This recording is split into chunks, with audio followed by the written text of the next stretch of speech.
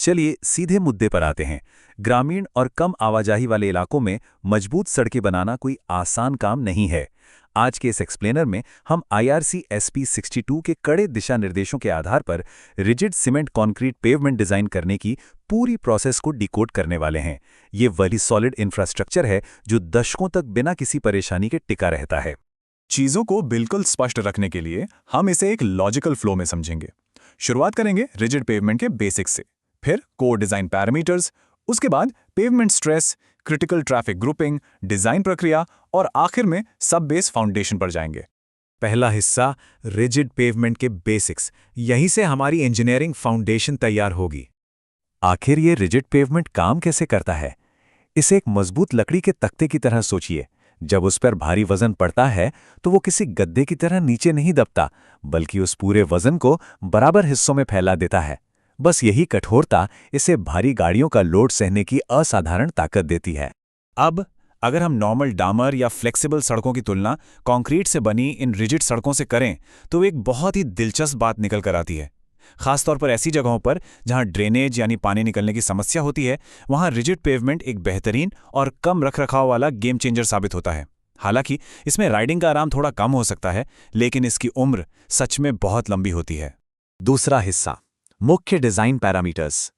Foundation तो समझ ली, अब आगे बढ़ने के लिए जरूरी पैरामीटर्स देखते हैं। कोई भी कॉम्प्लेक्स कैलकुलेशन शुरू करने से पहले हर सिविल इंजीनियर को कुछ बेसिक शर्तें पूरी करनी पड़ती हैं, जैसे कि कम से कम M40 ग्रेड का कंक्रीट, 90 दिन की फ्लेक्सुरल स्ट्रेंथ टेस्टिंग, मिनिमम 4% का सबग्रेड CBR और स्लैब की मोटाई कम से कम 150 मिलीमीटर। ये वो सख्त नियम हैं जो स्ट्रक्चर की मजबूती की गारंटी देते हैं। यहां जो सबसे ज्यादा ध्यान देने वाली बात है वो है ये नंबर 30,000 मेगापास्कल। ये कंक्रीट के लिए मॉड्यूलस ऑफ इलास्टिसिटी का डिफ़ॉल्ट मान है, जिसे इन डिज़ाइनों में इस्तेमाल किया जाता है। साथ ही 0.15 का पॉइजन अनुपात भी तय होता है। ये असल में वो फिक्स नंबर्स हैं जिन पर हमारी पूरी डिज़ाइन का गणित टिका होता है। तीसरा हिस्सा पेवमेंट स्ट्रेस। अब बारी है इस वर्चुअल सड़क को अलग अलग फिजिकल और एनवायरमेंटल स्ट्रेस के खिलाफ टेस्ट करने की। तो पहला स्ट्रक्चरल चैलेंज जो कैलकुलेट करना होता है वो है गाड़ियों के टायर्स का एक्चुअल वजन। जब गाड़ियां चलती हैं तो टायर कंक्रीट स्लैब के किनारों पर नीचे की तरफ बहुत भारी दबाव डालते हैं। इसी दबाव को टेक्निकल भाषा में एज स्ट्रेस कहा जाता है।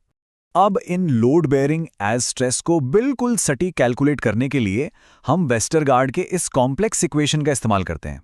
ये फॉर्मूला स्लैब की मोटाई और टायर के संपर्क क्षेत्र के रेडियस दोनों को फैक्टर इन करके एकदम सटीक रिजल्ट देता है।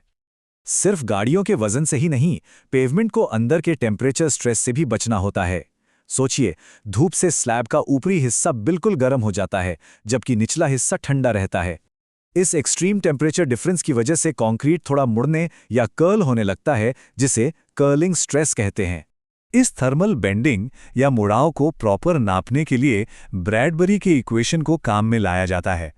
ये फॉर्मूला IRC गाइडलाइंस में बताए गए स्पेसिफिक टेम्परेचर जोन्स का इस्तेमाल करता है ताकि कैलकुलेशन बिल्कुल सटीक हो।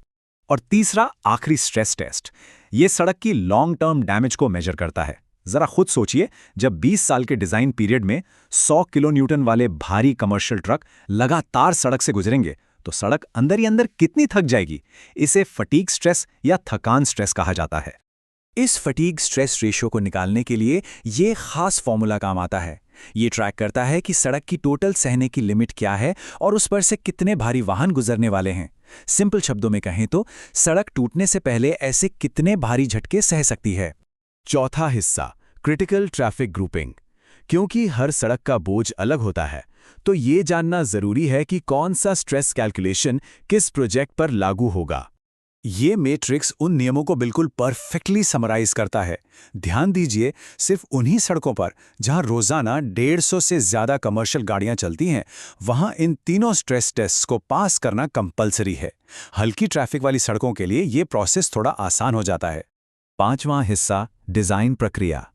अब आते हैं इस पूरी प्रोसेस के क्लाइमैक्स पर, जहां हमारा सारा मैथ्स एक रियल वर्ल्ड डिजाइन में बदलता है। तो ये प्रैक्टिकली काम कैसे करता है? एक इंजीनियर शुरुआत में स्लैब की एक मोटाई अज्यूम कर लेता है, फिर टेस्ट्स होते हैं। अगर स्ट्रेस रेशियो 1.0 से ज़्यादा आता है तो स्लैब की मोटाई 10 मिलीमीटर बढ़ा दी जाती है। ये लूप तब तक दोहराया जाता है जब तक टोटल स्ट्रेस और कंक्रीट की स्ट्रेंथ का रेशियो सेफली 1.0 के नीचे नहीं आ जाता। बिल्कुल एक पजल की तरह। छठा और आखिरी हिस्सा, सब बेस फाउंडेशन। किसी भी स्ट्रक्चर की असली जान उसकी अदृश्य नींव में होती है। इंजीनियरिंग की इस पूरी पजल का आखिरी हिस्सा है उस अदृश्य नींव को मजबूत करना जो कंक्रीट स्लैब के ठीक नीचे होती है। सब बेस की बनावट, चाहे वो ग्रैनुलर मटेरियल हो या फिर सीमेंट की परत, उसे डेली ट्रैफिक वॉल्यूम के हिसाब से ही डिजाइन होना चाहिए, क्योंकि बेस स्ट्रांग नहीं होगा तो ऊपर की लेयर का कोई फायदा नहीं। तो इस टेक्निकल एक्सप्लेनर को खत्म करते हुए एक बहुत ही जरूरी सवाल पर गौर करते हैं। अगर इन रिजिड पेवमेंट्स की सेफ्टी स्ट्रिक्टली इस बात पर निर्भर करती है कि टोटल स्ट्रेस 1.0 से कम हो, तो आज की इस तेजी से बदलती क्लाइमेट कंडीशन और एक्सट्रीम हीट वेव के दौरान क्या होगा? क्या आने वाले 20 सालों में ये पुराने स्थापित फॉर्मूले काम कर पाएंगे?